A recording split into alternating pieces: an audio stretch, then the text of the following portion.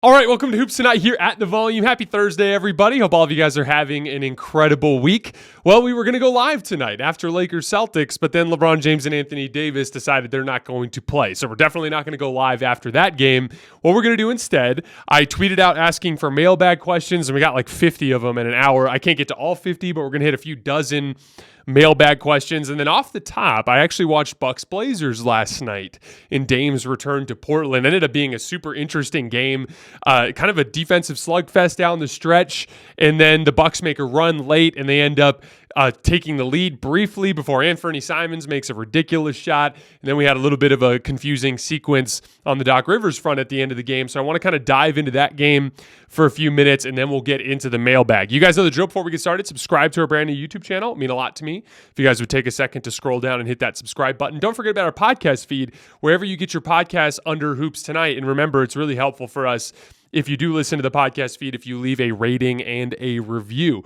Then don't forget about our Twitter feed @_JasonLT, where we put film breakdowns as well as show announcements. And then last but not least, keep dropping mailbag questions in our YouTube comments so we can keep hitting them throughout the season. All right, let's talk some basketball. So one of the interesting things down the stretch of Bucks Blazers was leaning into switching. Both teams down the stretch leaning a lot into switching. The Bucks readily switching their smaller guards onto Jeremy Grant into screens. And then on the other end of the floor, one of the things that the Blazers were doing, they played this young wing named Toumani Camara on Damian Lillard, who was doing a really good job just with his length and athleticism kind of containing there.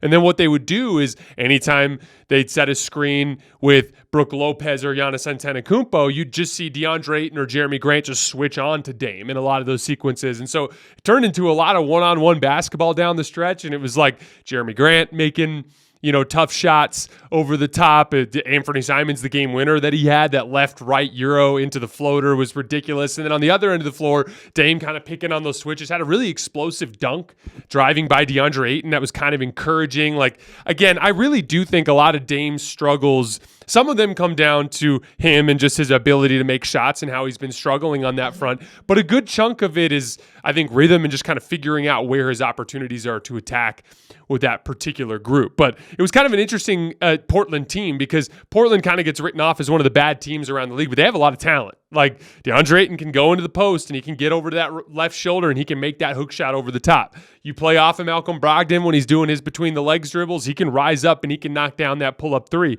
Anthony Simons was like basically Dame's protege for a while and has added a lot of that high-level shot making that Dame had, and he's a bigger, better athlete than Dame was. Like, they have a lot of firepower and they can cause problems for teams. Jeremy Grant is a good basketball player, and like his shot making, especially from three, has been kind of a revelation over the course of this last segment of his career. These are all really good basketball players, and they are a tough matchup, especially in Portland. And Milwaukee had a really ugly stretch there in the middle of the fourth quarter. Damian Lillard was just throwing the ball away all over the place. Again, I want to give some credit to Toumani Camara for just the job he did applying ball pressure and forcing him into a lot of those turnovers. Giannis ran somebody over and had a turnover, was missing free throws. It was just ugly as the Bucks went down by double digits. But they made some plays late. Portland was deliberately ignoring Brook Lopez in help defense situations, which ended up becoming a theme at the very end of the game, which we'll get to in a few minutes. But Brook hit a couple of big threes. Dame had that driving dunk against DeAndre Ayton to make it in a one-point game, and all of a sudden it was a close basketball game. And then we get our final sequence. So it was 115 to 112. Dame comes off the ball screen, gets DeAndre Ayton on the switch, beats him off the dribble, rises up, throws it down. Again, a very encouraging play just for where Dame is at physically. Then they get a stop. They run a ball screen with Jeremy Grant on Anthony Simons. They switch. Anthony Simons gets a ball screen from Jeremy Grant. Malik Beasley switches onto Jeremy Grant. They go to make the post entry into Jeremy Grant, and Malik Beasley does a really nice kind of three-quarter front, gets around and knocks the ball away and forces a steal. So then on the ensuing play on the sideline out of bounds, the Bucks run a wide pin down into a dribble handoff, which is also known as a zoom action, right? So imagine a Dame starting in the corner, right? And imagine Chris Middleton inbounding the ball to Giannis. And right after he inbounds, he runs down and sets a pin down for Dame so that his defender is already navigating a screen, before he gets into the dribble handoff. Dame comes off the dribble handoff, gets a little bit of airspace, rises up for three, and misses. After the miss, Portland gets the defensive rebound, but Giannis and Malik Beasley apply some backcourt ball pressure onto Anthony Simons, and they force a steal. Next thing you know, Dame is throwing the ball up to Giannis at the basket for a dunk. All of a sudden, Portland's up by 1. So from there, Portland goes down the floor, and they run a cleared ISO, just basically a 1-4 flat for Anthony Simons against Malik Beasley. He makes a nice dribble move going to his left, a nasty left-right Euro step into that floater. Anthony Simons is one of the best floaters in the game. Really athletic play, too. Really impressive footwork. Makes a tough shot. So it's 116-115. So the Bucks go down the floor, and they run the exact same zoom action, but Doc Rivers makes a little bit of a tweak. Instead of having Chris Middleton as the guy who sets the pin down and Giannis with the dribble handoff, instead, he has Giannis set the pin down and he has Brook Lopez run the dribble handoff. Here's where that's interesting. Knowing before that, what we saw from that middle to late portion of the fourth quarter, Portland was completely unconcerned with Brook Lopez taking threes. Now, he did burn them. He made a couple but in that fourth quarter stretch, but we knew that Portland's game plan was to ignore Brook Lopez, right? So what's interesting about that is the first time they ran the zoom action, it was Chris and Giannis, and Brook was on the weak side. And so as a result, Dame, when he came off of the ball screen, had a little bit of space, didn't have a double team coming, right? When you run a ball screen, which a dribble handoff is effectively a ball screen, when you run a screen for the ball handler, where the screener is a guy the defense is not worried about shooting, you are inviting a double team. And so basically what ended up happening is Doc Rivers made a double team far easier for Portland to execute. Dame comes off the dribble handoff, and Malcolm Brogdon just completely ignores Brook Lopez and double teams Dame. They throw the ball back to Brook Lopez. He pump fakes, actually gets a pretty solid look, but he misses it. They have to foul. Portland goes down. They make 2 free throws. Then it was the second confusing decision from Doc Rivers. He has Damian Lillard inbound down 3 to Giannis. And I think there was 5 seconds left or so. And of course, Portland immediately fouls Giannis. Now, again, one of the things I saw going around on Twitter last night, that is a pet action for Milwaukee at the end of a game. What they'll do is they'll have Dame inbound to Giannis.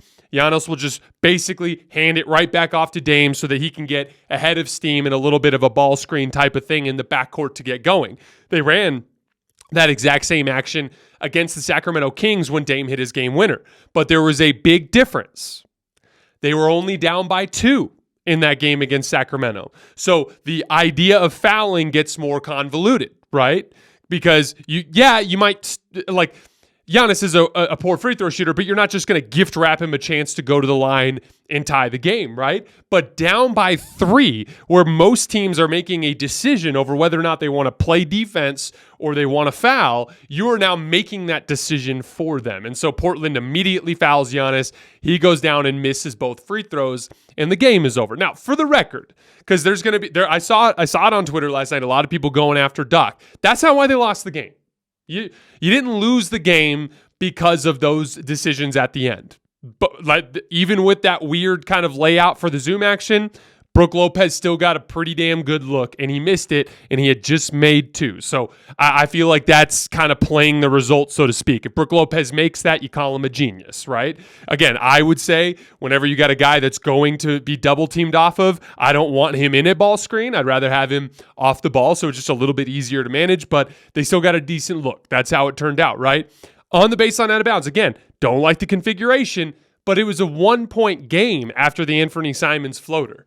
I look back to how about Dame throwing the ball all over the court in the middle of the fourth quarter when he just was struggling with Portland's ball pressure. Just in general, some of the ways that Milwaukee's offense bogged down in the middle of that fourth quarter. So to me, in a 48-minute game, it's really silly to pretend like that's the reason why they lost. It's not the case. However, there just have been some questionable decisions from Doc in these first couple of games with him as the head coach. And mainly what I point to there, because what I talked about is when they hired Doc, I liked it because Adrian Griffin wasn't exactly some sort of tactical genius, but he was really struggling to motivate the group. The group did not believe in him. And so I thought Doc would be able to come in, pull out some belief from that group and clean up the margins, get them better at the point of attack defensively, get them better in help and recover situations defensively, and specifically get them better in transition defense, sprinting back, getting matched up, and communicating things along those lines, right?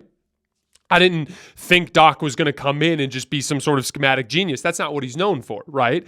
But here's the thing. Margin for error in the postseason is very small. This is something I talk about all the time. Like, if you really look back at these specific series and the way some of these games have gone over the course of the playoffs in recent years, you can point to singular points where things swing, right?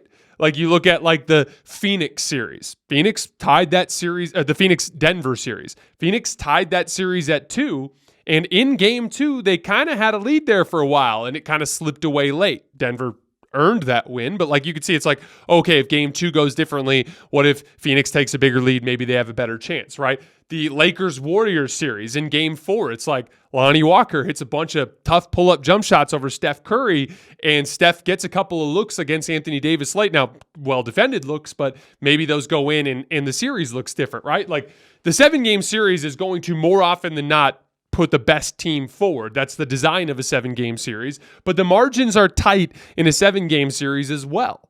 And so in tight margins, you can't afford to make significant mistakes. And so between that end of game play, between some of the offensive layout stuff that I've pointed out, between that weird switch against Denver, we talked about they were switching and then scram switching against Denver down the stretch, and they had it configured nicely so that Giannis would end up on Jamal Murray and Brook Lopez would end up on Nikola Jokic.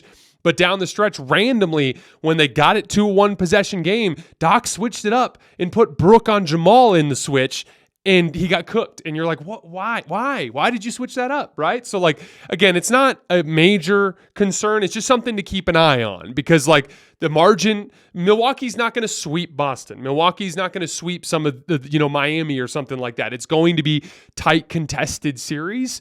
And like those kinds of mistakes can swing games and can swing series. So it's just something worth keeping an eye on in the short term. One last thing I wanted to get to on the Bucks as well. It was not a good defensive game overall for Milwaukee and Portland, but in the fourth quarter, they were really good. They held them to an offensive rating below 90, a bunch of key stops.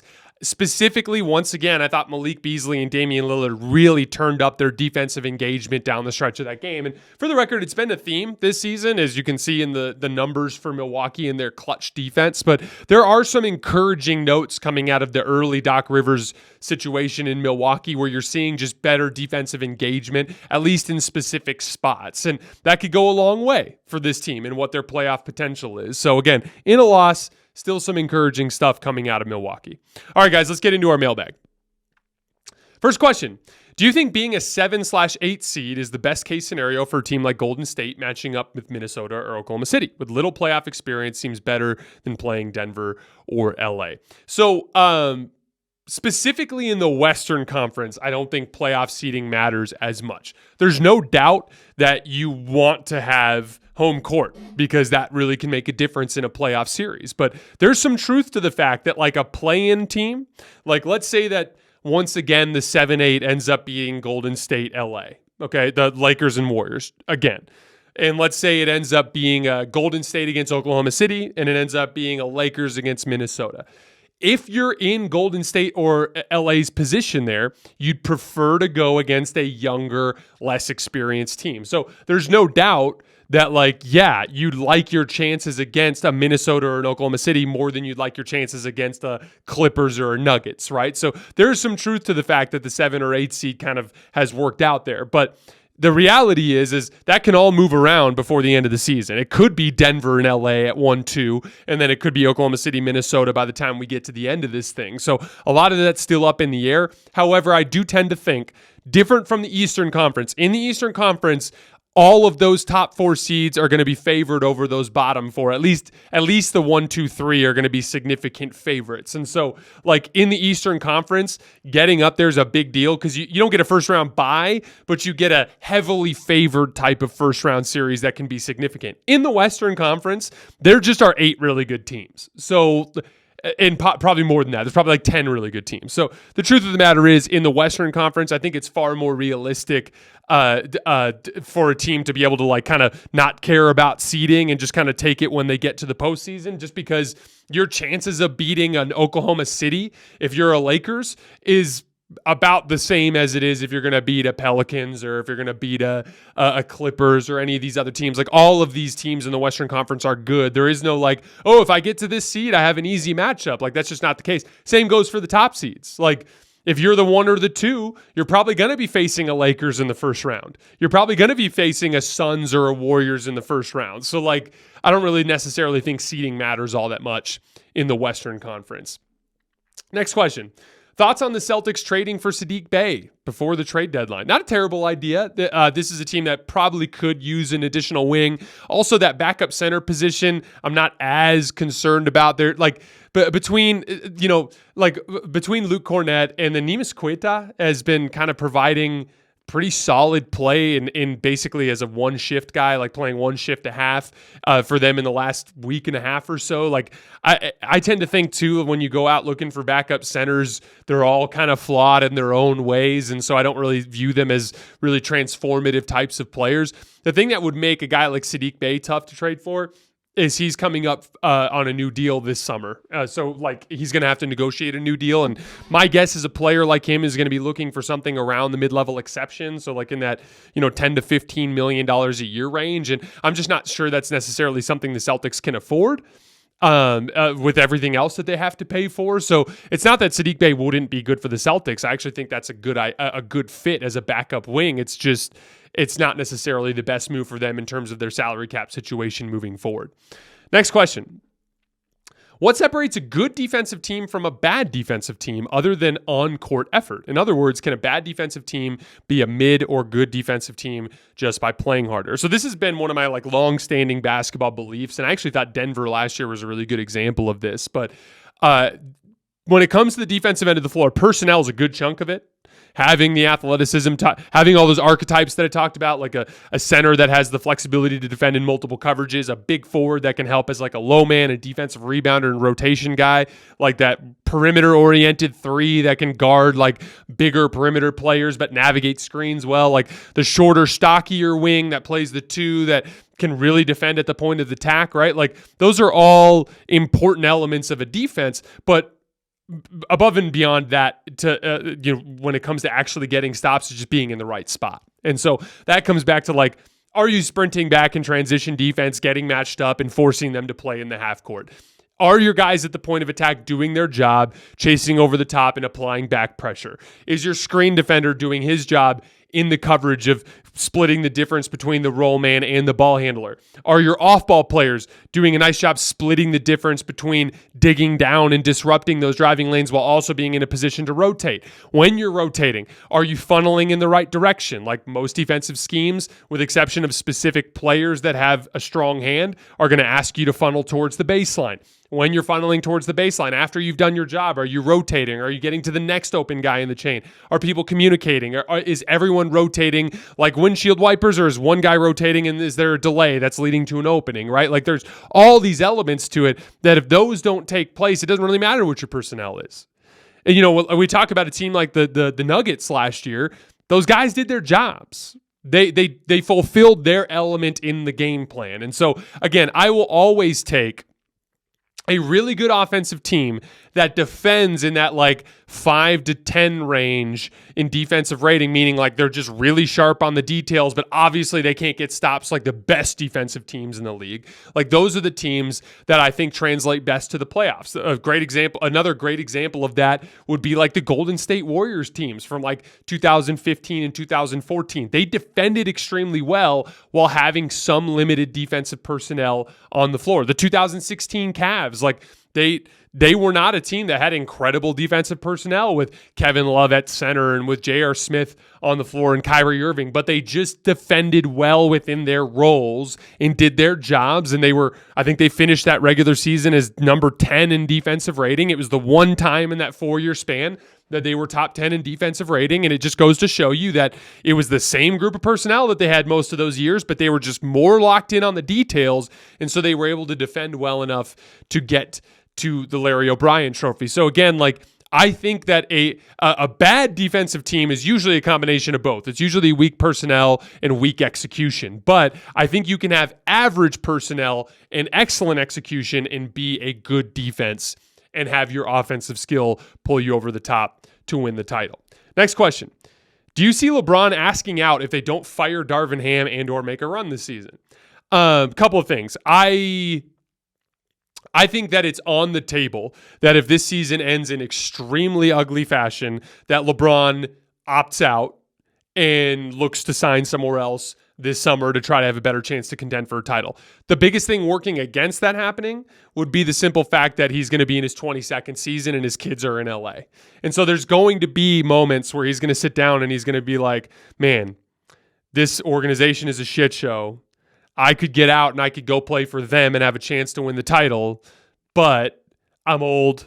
I've been doing this for a long time. I have 4 titles. I've been to the finals 10 times.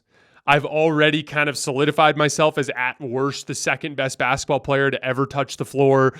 Do I really want to leave my family and go do this? And I just think when he gets to that point, I think he's going to have a really hard time saying yes. So more likely than not, I think he just stays in LA, but I do think it's on the table, especially if things get really bad for the Lakers this year. Next question. What do you think about the different ways the Warriors and Lakers are handling the trade deadline? The Dubs are trying to go on a run and the Lakers are tanking, like tonight against the Celtics, to make a point.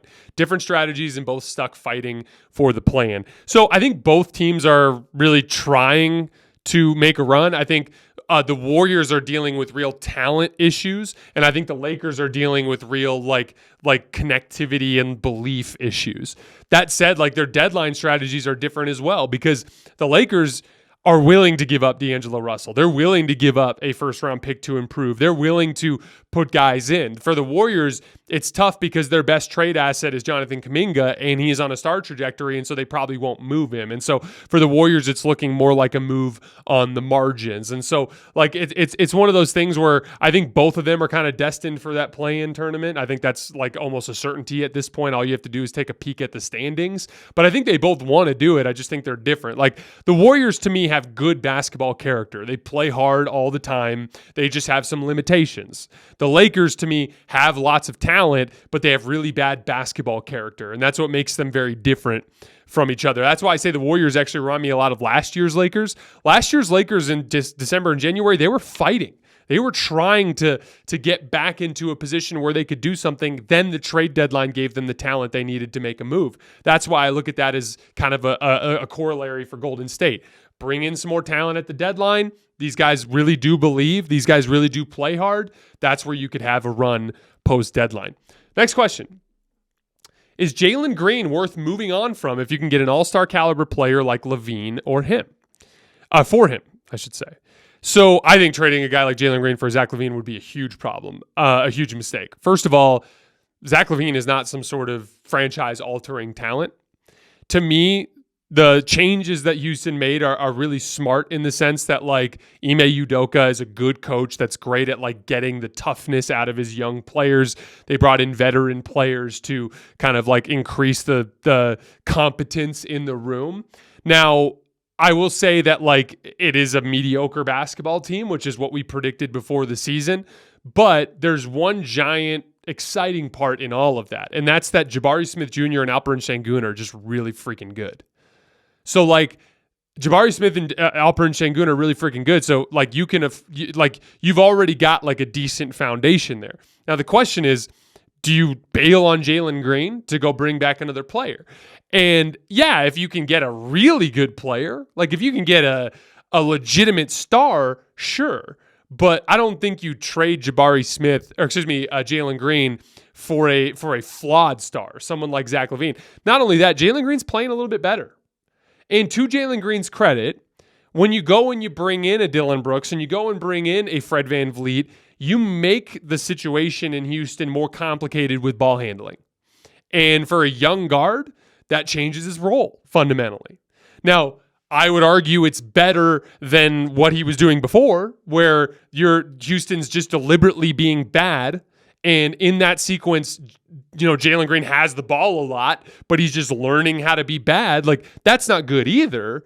But like, it is a little bit different for him. He's learning how to share the basketball more in a team with a lot more ball handling. And my thing is like, it kind of like what I've said in a lot of cases, Jalen Green's potential upside in the long run with him just kind of figuring things out and getting better is probably higher than what you can get back for a trade. So be happy with the fact that Jabari Smith and Alperen Sengun are so damn good.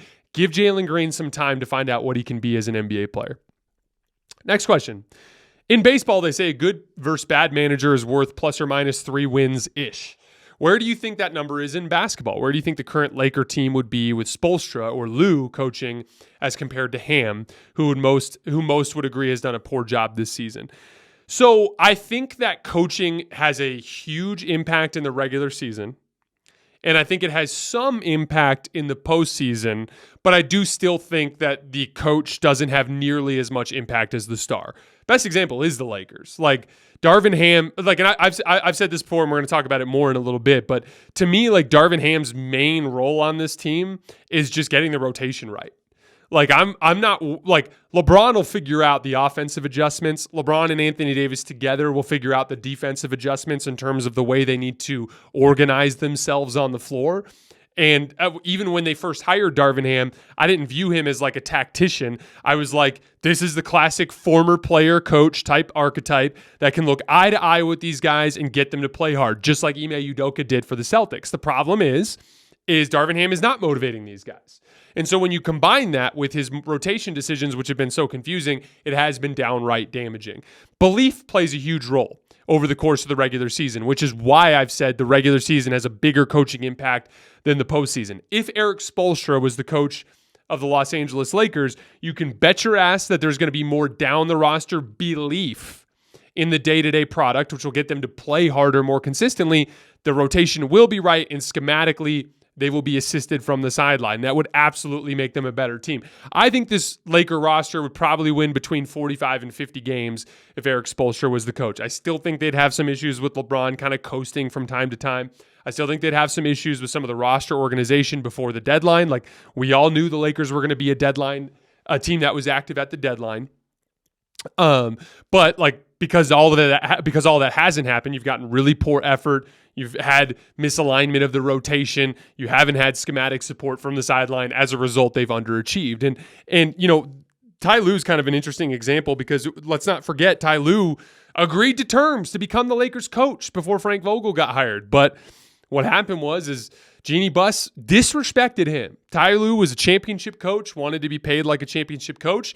And Jeannie Buss said, I'm not going to pay you like a championship coach, which was downright disrespectful. And there's a real case to be made that it was one of the bigger turning points of the LeBron AD era, that instead of Ty Lue getting what he deserved and where he'd still be the coach of the Lakers, and they would have just better support from the sideline over the course of the 82. Instead, they don't have that. And so it's an interesting thing to kind of look back at. Next question. What's your biggest pet peeve sports narrative? For me, and this is from the questioner, for me, it's when teams have constant success get disregarded with, quote, they haven't won anything, end quote, simply because they don't win a title. Think these recent Celtics teams, Michigan football before the Natty or Harden's Rockets. So with your specific pet peeve, I do think there's some truth to that, where like it can be kind of like no fun to act like winning the title is all that matters. But that's exactly what makes champions so special. And that's why, Logan, our head of content here at The Volume, calls me a loyalist of the banner. That's why I look so much at the championship. That's why I told Jokic fans, like, once he gets it done, I'll defend him to the bitter end. Like, to me, it is so incredibly hard to do. That goes to show you with these Celtics teams, for instance, how they've consistently come up short. Like, it is difficult to do. And so when it is done, we need to apply the appropriate respect to it. My pet peeves, I've got 2 of them that I'll throw you, or 3 of them that I'll throw you guys. One, old heads thinking the game used to be better. That always blows my mind. Like, basketball players are just better now than they used to be. Big shock. That's why I say when it comes to ranking guys all time, you have to rank them relative to their era, not against each other, because basketball players are just better now. Second one, catch-all metrics. I just think it is a fundamental misunderstanding of the way the game of basketball works. And so trying to quantify a player's impact into one number, I think, is just a fool's errand. And I always think it's funny when I see people kind of put a catch-all metrics in player comparisons as like the end-all be-all, when that just simply is not the case. And then lastly, referring to shooting luck as gospel rather than one of the many small factors in a basketball game. Again, to be clear, I think shooting luck is a thing that does impact basketball games, but we've reached a point now where we basically, it's like the first and only thing we talk about. And that I think becomes a problem. I think that when we start to view the game of basketball as a slot machine, I think we've all lost the plot. And so those are just three of my bigger pet peeves as of right now covering the game. Next question. Can you do a deep dive on the Celtics? What should they do at the trade deadline to shore up their bench? Why doesn't Tatum go to the rim late in games? Why do they sit Jaylen Brown in the corner late? What would they look like with Smart instead of Drew, etc.? So we're not going to do a full deep dive, obviously, just because we've got so many mailbag questions to get to. But a couple of things, like we talked about the trade deadline earlier. Like, I'm sure they will be looking for a bench wing. I'm sure they will be looking for a backup big. But I think with the Celtics in general, I just don't think they'll put any sort of real asset on the table for something like that. Not to mention they don't really have a ton to offer. And at this point, they have their core five down, which is key. This is something I talk about all the time on the show. If you have your core five, if you know who your five guys are that you're going down with, any sort of upgrade below that point probably should not involve significant assets spending, just simply because like there's a diminishing return with those guys as everyone's rotation minutes go up when you get to the postseason. Why doesn't Tatum go to the rim late in games? I think he's just a young basketball player still learning how to impact winning at the highest level. I think that he's made a conscious decision to lean on his pull-up jump shot to kind of carry him in a lot of cases. And I think it'll just take more losing for him to learn that lesson properly. But hopefully he learns it sooner than later. Why do they sit Jaylen Brown in the corner late? It's really simple. It's a decision-making kind of a configuration. They view Derek White and Jason Tatum as their best decision makers. And so when they run two-man game at the end of games, Jason Tatum and Derek White are usually involved. From there, Jaylen Brown has to space the floor somewhere. And so whether it's on the corner or on the wing, it doesn't really matter. He's out of the action, if that makes sense. Lastly, what would they look like with Smart instead of Drew, etc.? I think with Marcus Smart, there obviously was a lot of continuity there.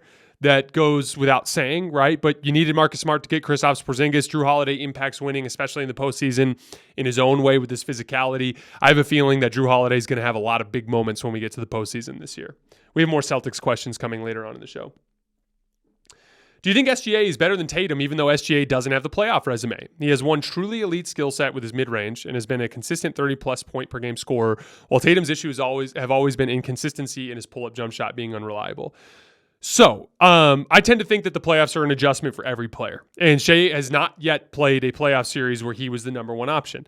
The reason why I say that is like there's extensive film study, not just on your history, but also within the series to find out which matchups you struggle against, which coverages you struggle against, which off-ball configurations you struggle against. And with that, teams are going to find a way to make you feel uncomfortable one way or another. That's why most stars are inconsistent in the postseason. It's just really difficult to be a good playoff player. And so even though Tatum has his limitations, he's just a lot more experienced there. So whether or not SGA can become a better playoff player than Tatum remains to be seen. But I would take Tatum in the short term because I do think SGA has some lumps that he's going to have to get through before he can really break through. That said, I do think SGA projects to be an outstanding playoff player simply because of that diversity of his shot creation. The one thing that kind of that worries me a little bit with him is he's very thin. And so I do wonder in just really, really physical playoff environments if his efficiency will tank, but we can't find out until we actually watch him play. Next question. There seems to be a lull in the NBA since the end of the in-season tournament and waiting for the All-Star break. Do you think the NBA should add something else to keep fans engaged, or is reducing the number of games the only way to increase the value of games? So I've noticed this lull as well. It's actually funny. So today is my 2-year anniversary since I started with the volume. And we were looking through, my wife and I actually were looking through some numbers, just zooming out for the entire 2 years. And And it's just been really cool to see the growth. And so I just want to take a second to thank you guys for supporting the show, because it just is mind-blowing to me to see the support that we've had over the course of the 2 years. But as we've looked at the 2 years, it's interesting that there's been a consistent dip in our numbers each year in that like end of December, January stretch. And then once we get to February and we hit the trade deadline, things kind of pick up right where they left off. It's happening a little bit this year, and it happened last year at this time. And so there is some truth to the fact that like every team's played over 40 games, right? Every team has over 40 games left, basically, if you factor in the postseason. We are like firmly in the middle of this grind. We're seeing young teams like the Utah Jazz and the Cleveland Cavaliers have a lot of success, which is something that happens when you get into January, when some of the veteran teams start to lose steam. We're seeing a lot of teams, like a lot of the veteran teams, have little drop-offs in their play as they struggle a little bit with just kind of malaise in the middle of the season. And that's what happens when you play 82 games. I've put myself out there and said this several times. I think they should shorten the season to 66 games. Keep the same length of the season, but do 66 games instead of 82, because that 20% reduction would get rid of back-to-backs, make it so that no team plays more than 3 times a week, which means you have a guaranteed 2 days off in a row at some point every single week. It would just make it so much easier for your stars to be available. And so even though there'd be a 20% decrease in the total volume of games, I think in the long run, there would be a 20% increase in revenue driven from each game, simply because the product would be better. More urgency, better star participation. Like, once again, we have a nationally televised game today where stars are sitting out. It's a consistent problem in the NBA. So, like, you mean to tell me that if the stars didn't play in all these games, that there wouldn't just be more TV revenue? Of course there would be.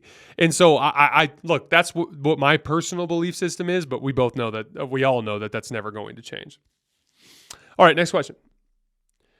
Do you think the refs have an attitude problem in the NBA? I don't mean like they're bad people, but they have a short fuse. I think there's a consistency problem. Each ref has a different standard, and that to me is a problem because players can't adjust. So a couple of things. I think there are two significant problems with the NBA officiating. One, not enough refs that actually have a basketball background, who actually understand what basketball games are like. I think that's the primary driving force behind the fact that we have so many non-basketball plays that get rewarded with free throws. The refs don't know any better. They're so by the book that they can't realize when something that's not really a basketball play is taking place in front of them. All you have to do is look out there on the floor, and you can tell that there's a lot of officials that probably haven't touched a basketball in any sort of meaningful way in their life beyond the officiating circuit, right? So like that would be my thing. I think if they just were like, hey, let's target former college basketball players and maybe some former pros that played overseas and stuff, and try to find like real basketball players to officiate games, they'll just have a better understanding of how basketball games are supposed to flow. They'll have a better understanding of what is minimal contact versus what is meaningful contact. I think that would go a long way. And then ego is definitely a part of it. It's just, I think anytime you give authority to people, you're going to have issues with certain personality types that struggle to handle authority. And yeah, there's no doubt that there are officials out there that think the show is about them. But I don't know how you really deal with that. I don't know if that's something you can coach out of them. I don't know if that's something that you can evaluate out of them. I don't know if that's something you can find out during the hiring process. But that would be the other piece of it, is trying to find out a way to just have referees understand their role in NBA games, which is not anything to do with them. It's everything to do with the basketball game. Next question. If you were the Lakers coach from the start of the season, what would you do for them to win more games in the regular season? So, first of all, we talked a lot about Darvin Ham. I want to be clear. Some of this is on the players, especially after the in-season tournament. This was a big fear of mine that I was actually texting. Logan, our head of content here, is a huge Lakers fan, and him and I were talking about this the night they won the in-season tournament. We were like this team has some potential to really let go of the rope here, because it's a sense of accomplishment for a group that struggled with regular season motivation. And they promptly turned around and like lost to the Mavs, a game they had no business losing. They went and lost to that Spurs team that hadn't won in like a month or whatever before. They just immediately tanked after that. So I want to make sure that the players get some of the blame here, because they certainly have not played to their own capability on the floor. But Darvin Ham has made two critical mistakes this year, in my opinion. One, his overbelief in Taurean Prince. Regardless of what the configurations of the starting lineup have looked like, when Taurean Prince has been healthy, he has started. And like, he's the one guy that hasn't been held to the standard of like Anthony Davis and LeBron obviously have that leeway. But outside of that, Taurean Prince is the only other guy on the roster where it's like, no matter how you play, you're going to get your 30 minutes, you're going to start. And it's confusing to me because Taurean Prince has already started more games this year than he did in the previous 3 years combined. Taurean Prince has always been a off-the-bench kind of mid-minutes type of guy going against bench players, and Darvin Ham has just miscast him. And that misread on the roster has led to the Lakers playing a starting lineup with Taurean Prince at the 3. Austin, D'Lo, Taurean, LeBron, AD. It's one of only 22 lineups this year that have played at least 200 minutes. It's the second worst in the group. Not easy to do with how well LeBron James and Anthony Davis have played. Huge indictment on Darvin Ham and his rotation decisions. And then secondly, over-tinkering with the rotation. Mixed in with all of this, he's been trying all kinds of shit. And as a result, there's been no consistency for young players in their minutes. And young players really struggle to play well consistently when they don't know when their minutes are coming from, when they don't feel like they have a spot locked down in the rotation. And so over-tinkering and a belief in Taurean Prince, I think, are the major things that disrupted this season. And for the record, schematics were never going to be Darvin Ham's strength. That's not what they hired him for. Next question. In your opinion, what should the Hawks do? They're currently 20-27 and have looked bad for the majority of the year, yet still have one of the best offensive engines in the game in Trae Young. Should they completely reset the roster or continue to try and build around Trae? So a couple things. Really big silver lining out of this year has been the rise of Jalen Johnson. You don't know how good he's going to be yet, but you know he's going to be really good. Specifically, the exciting stuff has been the on-ball creation. He's at 1.1 points per possession in pick and roll, including passes. He's had 13 points on 13 ISOs. He's getting 1.25 points per post-up this season. He's been good in spot-up situations, knocking down threes and attacking closeouts, 1.1 points per spot-up possession. So he's got real potential there. That's a big silver lining. It's a little bit of a redundancy with DeAndre Hunter, and that's going to be something they'll have to figure out. So the question is, when you zoom out, if we agree that this core is broken and this particular structure of the team is not working, and you want to keep Trae, and you want to keep Jalen Johnson, you kind of have to go down the roster because you're already so bad that like there's no point in you having quality role players on your roster that are worth more to other people than they are to you. And so it's like, we know they're trying to trade DeJounte Murray, but it's like, are you going to trade Clint Capella? Are you planning on re-signing Saddiq Bey? Because if you're not planning on re-signing Saddiq Bey, you should probably trade him so you don't lose him for nothing this summer. What about DeAndre Hunter? He plays the same position as Jalen Johnson. What are you going to do with that? Are you going to consider moving DeAndre Hunter? Like, how does he fit into your plans? He's 26 years old. He kind of more or less is what he is in the NBA at this point. But he plays that big forward position, right? Who can kind of help on as a low man. I don't really look at him as a 3 very much. I don't think he's good enough as like a screen navigator and with perimeter speed to really be a 3. So that's the question. What are you going to do with the rest of these guys in the long run? Now, as I've said, the Utah Jazz to me are a good example of like what you want to be while you're rebuilding. You want to be young and you want to be fun. Go trade them for other young players that are in their early 20s that have some big picture potential and draft compensation. If you're going to be bad, at least be young and fun. Don't be bad while having a bunch of veterans on the roster. That to me is super counterproductive to a rebuild. And so we'll see what they end up deciding to do at this deadline, but I wouldn't be surprised if they move several of their role players between this deadline and this offseason. Next question. How do you think the KD Warriors would be doing up to now if they stayed together post-2019 finals loss? Is there a world where you could see them losing down the line to a Denver or another team that rose up? Or do you think they would be on the verge of winning 5 straight? So it's tough because the 2020 Lakers were really good. They were like an outstanding defensive team, and LeBron and Anthony Davis were playing really well on offense. So that would have been a fun battle to see. I probably still would pick the KD Warriors to win that series just because that was the most talented lineup that I've seen in my time watching the NBA, but that would have been a fun one. The 2021 and 2022 seasons were wide open. I mean, the Warriors actually won one of those titles. So, like, I think the Warriors win both of those relatively easily if KD stays. So, like, certainly 2 additional ones, maybe 3, although that 2020 season would have been tough. 2023, when Denver comes up, that's where, like, Denver, I think, is a truly special team of Golden State's ilk, and Golden State has experienced some decline since then. So starting 2023 is, I think, where it would have faded out. But I would have been, let's just put it this way. Like, they got one more without KD. If KD stays, they get at least one additional one and then maybe one more after that. Next question. Given the strength and talent across the league, should the Lakers realistically have a discussion about trading LeBron and AD to fully start a rebuild?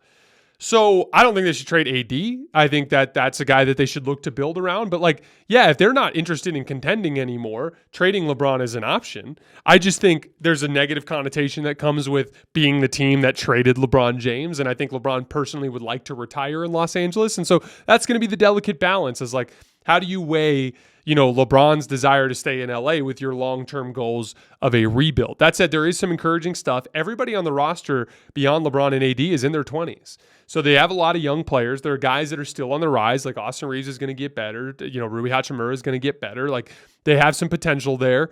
I think that always the Lakers are going to be a potential free agent destination. And so my thing is, like, I wouldn't trade LeBron because I don't think you're going to get anything back that makes you a contender, and there's a lot of negative connotations there, unless LeBron specifically asks you to trade him. And it's very possible that he turns around and leaves this offseason anyway. But I've seen a lot of talk about LeBron getting traded and the Lakers, looking to fully start a rebuild.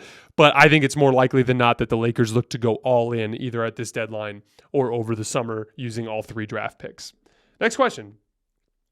In your opinion, what is Cam Whitmore's ceiling? First of all, he's shooting the ball insanely well, especially off the catch. And I think he's one of those like truly transcendently great athletes. He's also an excellent defensive rebounder for his position. So he's got all of the potential in the world, but his on-ball stuff has been really inconsistent. He struggles to see the floor, has more turnovers than assists this season. So like, if he can take steps on the defensive end and then with his on-ball reps, I think that's where his real potential is. But like, man, like, can't be upset about getting a player like that later in the first round the way that they did. Next question. Who should start at the 3 for the Grizzlies? Vince or Smart? So I was looking at Vince Williams this morning, and like, really it's this simple to me. The digging that I've done behind the scenes says that the Grizzlies really would like to run it back with Marcus Smart next season. And, Vince is an interesting young player, but I don't view him as some sort of transcendently great option. So I think you keep starting Marcus Smart at the 3 because next year you're probably going to go Ja, Bane, Smart to start the year. And so it's more just a matter of continuity at that point. Next question. Do you like the Kawhi comp for what Kuminga's ceiling can be? Not particularly. First of all, Kuminga has a much higher center of gravity and is much, much faster. Kawhi is more of like a methodical power player. And so I don't really see much similarity between them. Kawhi is also just a lot sharper in terms of some of his skill set stuff. That said, like, Jonathan Kuminga just has unbelievable like downhill speed and quickness and ability to change direction. Like, I think he has the potential to be that level of star. I just don't think it would look like Kawhi. I think like top 20 player in the NBA is now officially like the basement for Kuminga. I would be shocked if he wasn't like as good as like a Jaylen Brown is in this NBA, who's pretty resoundingly, kind of revered as around a, 18, 19, 20th best player in the NBA. So yeah, I don't think Kuminga is Kawhi, but I do think that he can be that level of player. Next question. Little bit of a Celtics mailbag to make up for the show. What's your impression on Jaylen Brown? What has your impression of Jaylen Brown been this season? His ranking/performance improved/diminished from the offseason to this point, in your opinion? What's his potential with the team, and how close is he to it? So first of all, the self-creation numbers are way up, which is typical for a young player as he continues to learn how to play at the highest level. Particularly in pick and roll and ISO, his efficiency is way, way, way up from last year. But it's concerning when you look at some of these bigger games. We've talked about the Celtics recently. They've won all these games, but their last 3 losses have all been against teams that are my top 4 contenders. When they lost to the Clippers, Jaylen Brown 3 for 13, 8 points. When they lost to Denver, Jaylen Brown 6 for 19, 13 points. Lost to Milwaukee, 5 for 14, 10 points. For those counting, that's 33, 46. So 46 shots leading to 31 points in their 3 biggest games in the last month. So I think it's hard not to be at least a little bit discouraged by that. Like, it's not about what Jaylen Brown can do against Philly or against anybody else. It's about what he can do against the biggest names in the sport on the biggest stages. Next question. I hear you talk about, You believe once Tatum matures that he will be able to be a reliable shot maker and a go-to player in the clutch. But as a Celtics fan, I've seen no signs pointing to that. Tatum has also been a rhythm player, and he just almost never seems to rise in the clutch. So here's the thing. I still tend to think Tatum's on the younger side of this.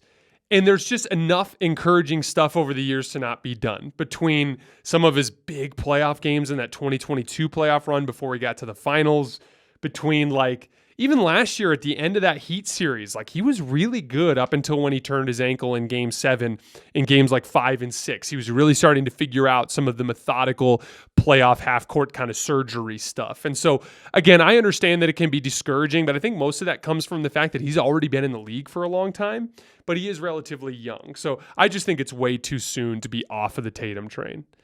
Next question. If the Suns won 15 in a row, would you mention them in a show or wait until they lose a game to talk about how terrible they are? This one is actually funny to me because I literally just ignored a couple of their losses in a row, and then we reacted to their death lineup literally the week before last. So it's actually just not true. But this is a consistent theme I get from especially Celtics fans. They're on this all the time. Here's the deal. I don't specifically target teams, wins or losses. I just don't. I don't know what else to tell you. I wake up in the morning and first of all, we plan the schedule in advance, but I wake up in the morning and I cover the games we scheduled to record or to cover. And I will schedule specific games that are marquee matchups. And so it's like with Celtics fans. You didn't think I was going to cover the Clippers game? You didn't think I was going to cover the Nuggets game? You didn't think I was going to cover the Bucks game?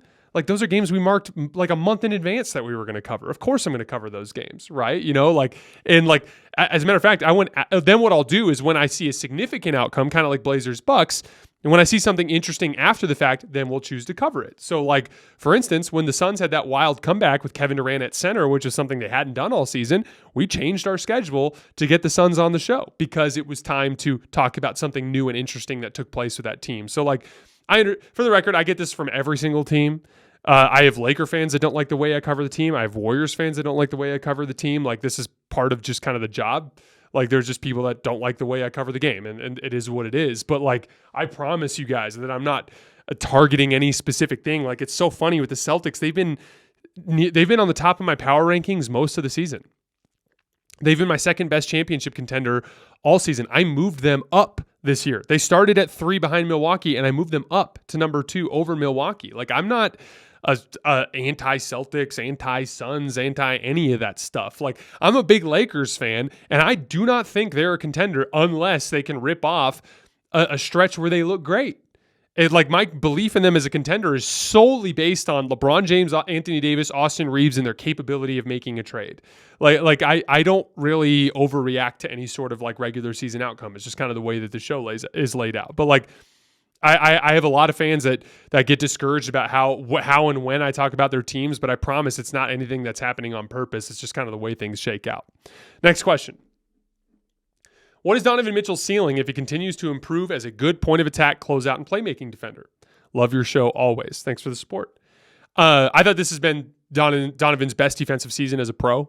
He's at the point of attack, he can get a little over aggressive and have some issues there, but especially in help and recover situations, he's been amazing because he's just so fast that he can really dig down and then get out to shooters and chase them off the line and make defensive plays as a help defender. But even above and beyond that, his defensive playmaking has been huge, as you mentioned. His ability to jump passing lanes and read things before they happen using his basketball IQ to his advantage has been super helpful. That and his playmaking on offense, I think, are the two biggest swing factors for his potential. But I view him as in that I think he's in that 15 to 20 range pretty consistently as his upside. I don't necessarily think he can ever crack into the superstar tier, but I think he can be in that tier right below those guys if he stays committed to the defensive end and he continues to make strides as a playmaker. Next question. Kuminga is getting real minutes and it already looks like a top 25, 30 player in the league. What's to say he can't be a top 15 player by next year? And then do you think he can improve enough by the time the playoffs roll around to make the Warriors a championship contender?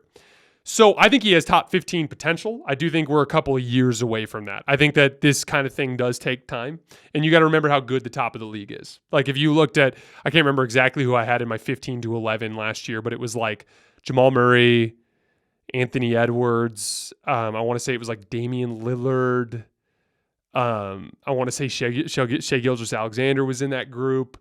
I can't remember all the guys off the top of my head, but like those are all really good players. Like top 15 players in the league are really good. So for Kuminga to pass those guys, it's going to take a long time. You know what I mean? And I think a big part of it will be Steph, KD, and LeBron kind of like phasing out of that list, right? Like even Anthony Davis if he continues to have injury issues. So I think he will crack his way into that list. I just think we're probably a few years away from that.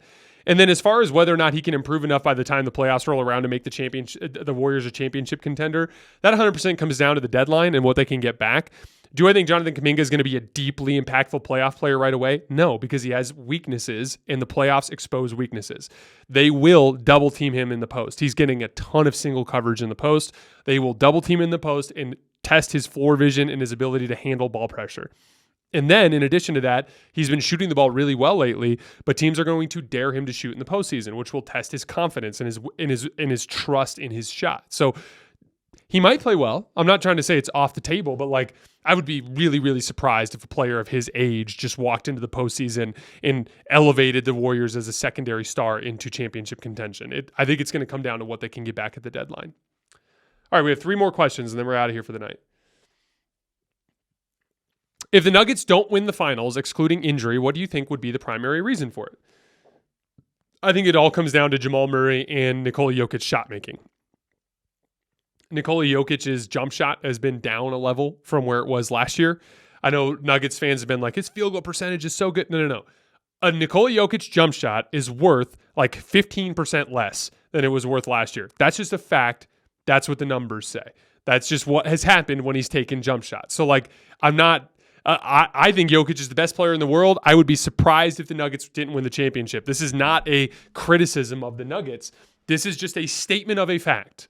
When Nikola Jokic has taken a jump shot this year, it has been worth 15% less. That is what the results have been. Now, whether or not that becomes an issue, we will see. I think there's been a lot of other upside with the Nuggets. I think they've defended better as a regular season team. I think in general, all the other 4 role players on the team are a little bit better, a little bit sharper. I think the Nuggets are a better version of last year's team, but if they were to lose, I think it would be Jamal Murray and Nikola Jokic missing a bunch of jump shots. I think that would be how they would lose.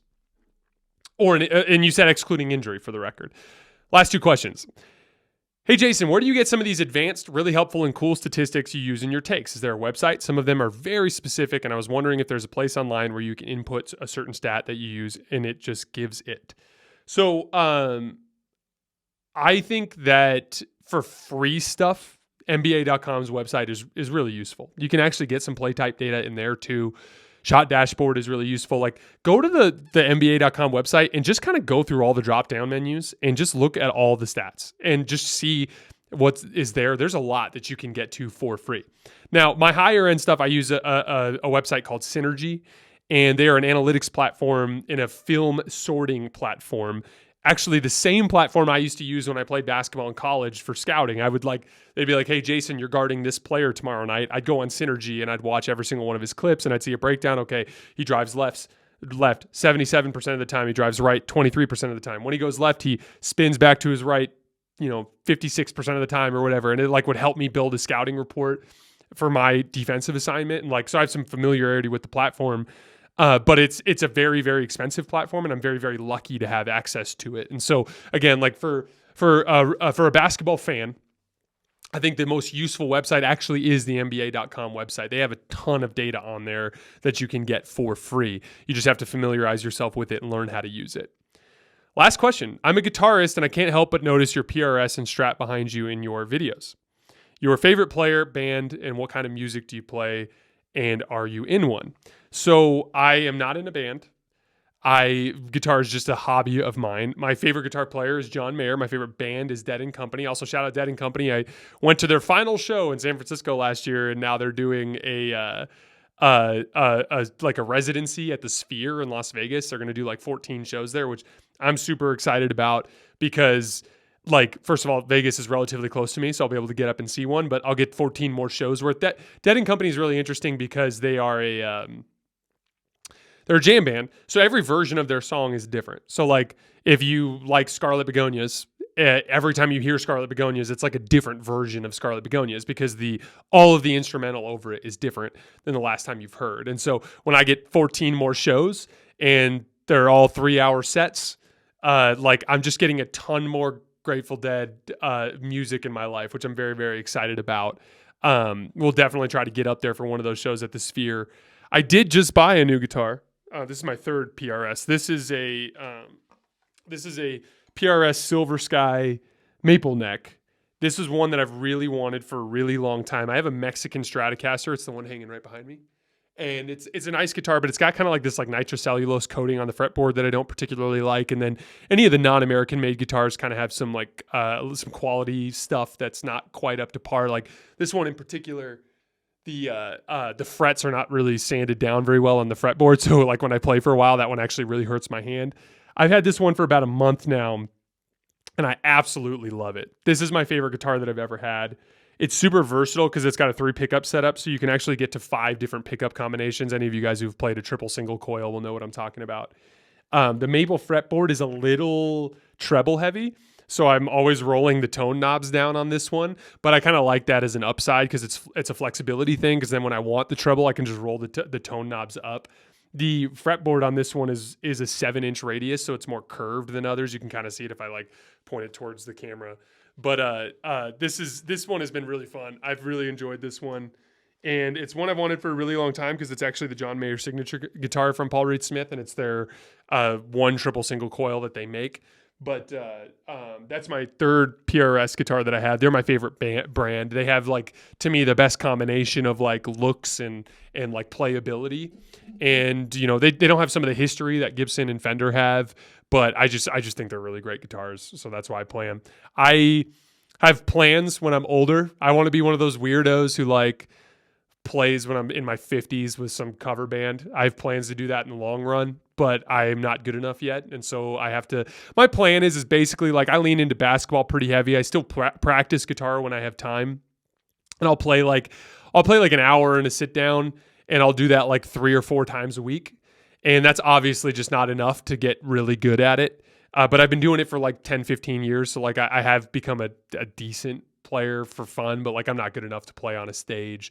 But my game plan is like when my body fails me and I can no longer pour my heart and soul into the game of basketball as a player, that's when I'll shift all my energy in terms of practicing into the guitar side of things, just because I love it. It's like skiing, guitar, and basketball. Those are like my 3 favorite things to do in terms of hobbies. And when basketball's gone, there'll just be more time for the other stuff.